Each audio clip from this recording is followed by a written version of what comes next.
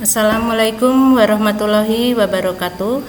Pada pertemuan ketiga ini kita masih melanjutkan mengenai tentang penghargaan pegawai. Dari penghargaan tersebut ada masalah yang muncul pada penghargaan. Yang pertama, hal yang mempengaruhi adanya masalah penghargaan yaitu misalnya perilaku yang tidak etis, ada orang yang iri dan sebagainya.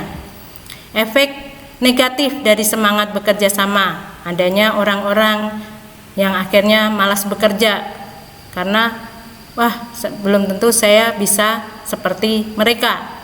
Kemudian yang ketiga, kesulitan dalam penilaian kinerja karena saking banyaknya orang yang bekerja pada saat itu.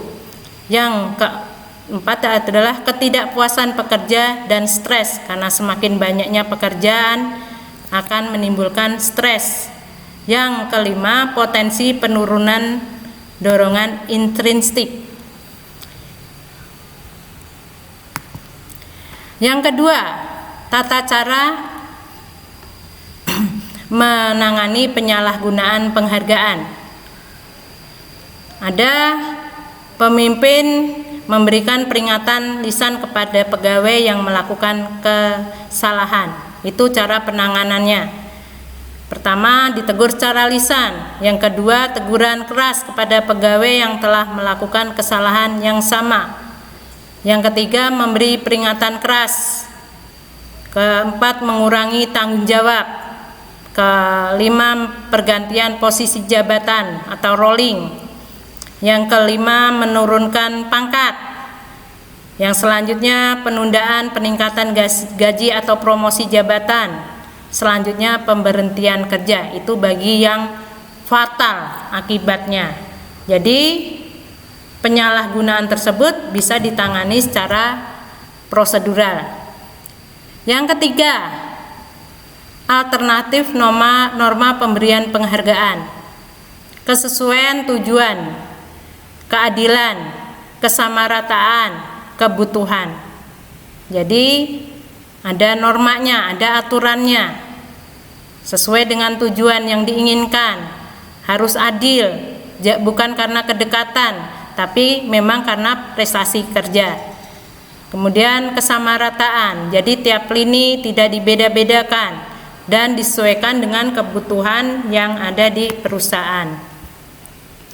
Nah, bagi yang menyalahgunakan penghargaan tersebut dan bagi yang menyalahkan aturan, ada hukuman atau punishment, yaitu sebuah cara untuk mengarahkan tingkah laku yang berlaku secara umum, misalnya menyelewengkan dan sebagainya. Nah, tingkat hukuman itu berbeda-beda.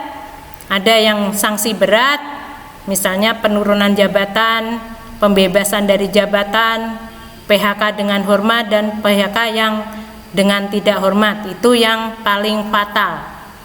Yang kedua, sanksi sedang, misalnya penundaan pemberian kompensasi yang sebelumnya telah ditetapkan sebagaimana tenaga kerja lainnya, penurunan upah atau gaji, penundaan program promosi. Nah, itu bagi yang sanksi disiplin sedang.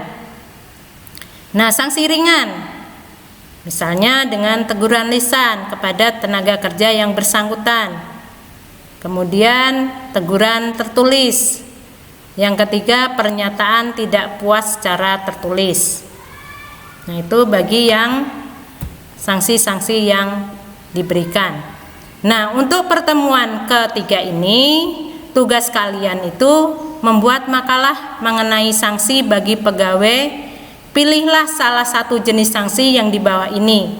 Misalnya kamu memilih tentang membuat makalah tentang PHK atau pemecatan, atau memilih mutasi, atau memilih perlambatan kenaikan pangkat.